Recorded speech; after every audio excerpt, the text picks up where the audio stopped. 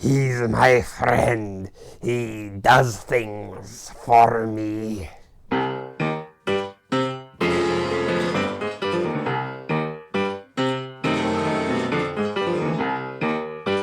Hi, I'm Bobby, and welcome to Dusty Old Movies. Today we're taking our third look at the Frankenstein saga with Junior himself, the Son of Frankenstein.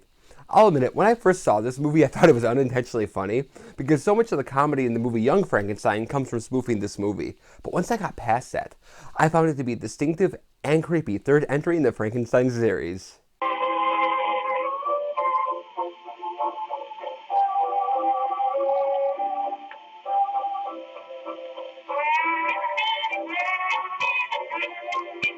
A lot of things had changed since 1935, when The Bride of Frankenstein came out. Our Dr. Frankenstein, Colin Clive, had died due to his alcoholism. Carl Laemmle Jr., the son of Universal's founder, had spent too much money on his movies and lost the studio. Director James Whale lost his biggest supporter, and was now relegated to Universal's B unit, and horror movies were now banned in England. With all these cheery events, Universal Horror and horror in Hollywood was now dead.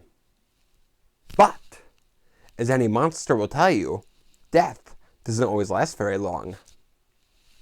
At the Little Regina Theater in Beverly Hills, the owner was looking to do a triple feature with The Son of King Kong, but he didn't have the other two movies to go with it. So after calling around, he finally got his hands on copies of Frankenstein with Boris Karloff and Dracula with Bela Lugosi. These two movies were already 7 years old, so the owner was just hoping to break even. But all of a sudden, people started lining up for these two movies.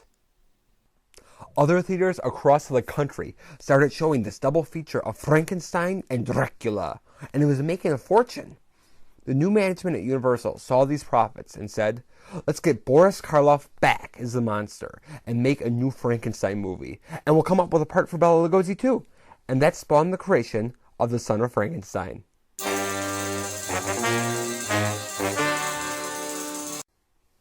The son of Dr. Henry Frankenstein, Baron Wolf von Frankenstein, his wife and son, have traveled from America to his old family castle in the town of Frankenstein. While Wolf is eager to start a new life here, the villagers are still having nightmares about the monster and curse the name of Frankenstein.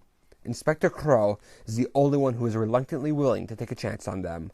Meanwhile, at the castle, Dr. Frankenstein's old assistant, Igor, is still lurking in the shadows and asks Wolf to help cure his sick friend, the monster. Intrigued by restoring his father's work, he revives the monster. Igor has the monster kill several people in the village, and suspicions arise that Baron Wolf Frankenstein has revived the monster. The Son of Frankenstein takes ideas from the previous Frankenstein films, but with a new director, Roland B. Lee, the movie has a completely different feel. And it ain't no drag, Frankie's got a brand new bag. Gucci good. Lee keeps the ever-present angry mob of villagers that James Whale created in the original, and the idea of having eccentric supporting characters, this time being Igor and Inspector Crow, who has this fake arm. The monster broke into our house and grabbed me by the arm. One doesn't easily forget an arm being torn out by the roots. However, instead of having protagonists like Dr. Henry Frankenstein who wants to emulate God, or the monster, the focus is on normal characters.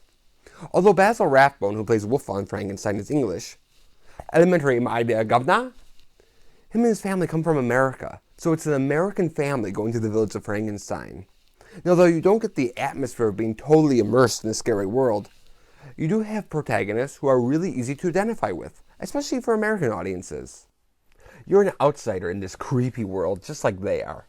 And like a regular family man, Wolf wants to protect his family, and him wanting to restore the monster to restore his father's memory is actually a little touching. This is a letter from his dad. I'm not cheating. My son, herein lies a complete diary of my experiments, charts, and secret formulas. In short, the sum total of my knowledge, such as it is. Perhaps you will regard my work with ridicule, or even distaste. If so, destroy these records. But if you, like me, burn with an irresistible desire to penetrate the unknown, carry on. You have inherited the fortune of the Frankensteins. I trust you will not inherit their fate.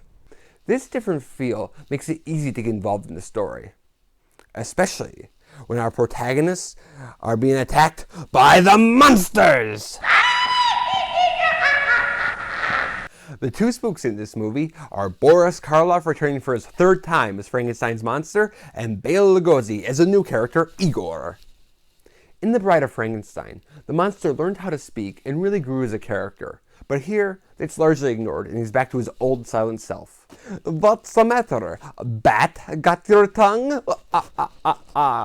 Despite this limit on the character's potential, and having less to do, Boris still finds the magic in the character, and he's able to express through body language and grunts the depth of the character.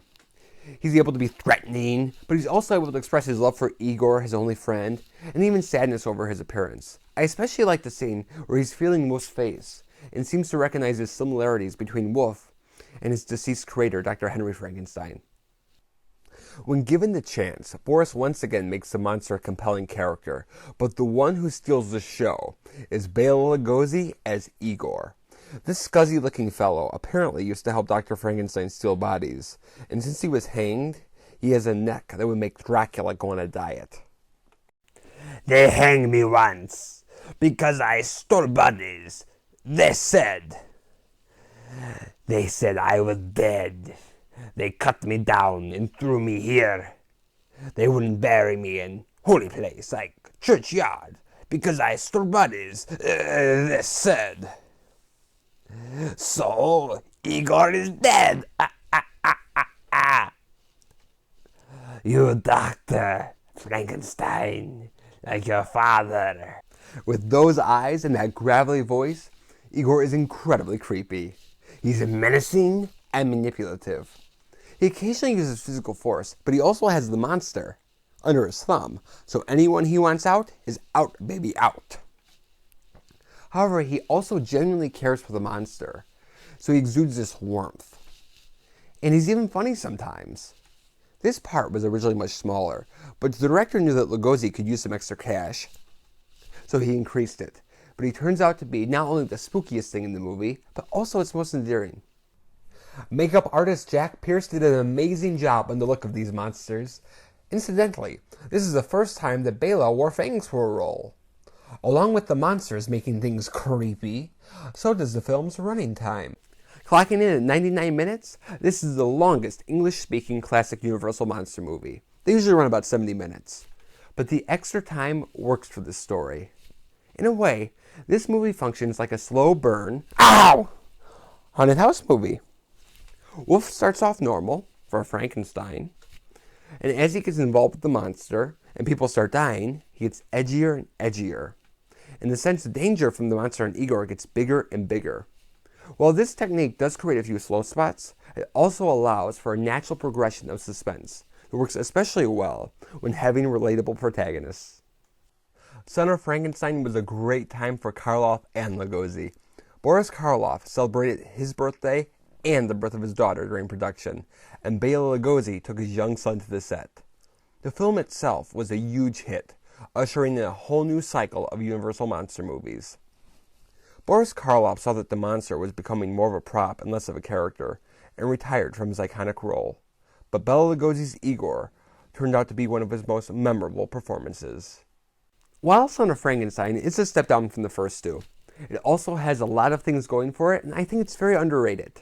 And I give it 3 broken necks out of 4. Thank you for watching Dusty Old Movies, and have a freaking fabulous day!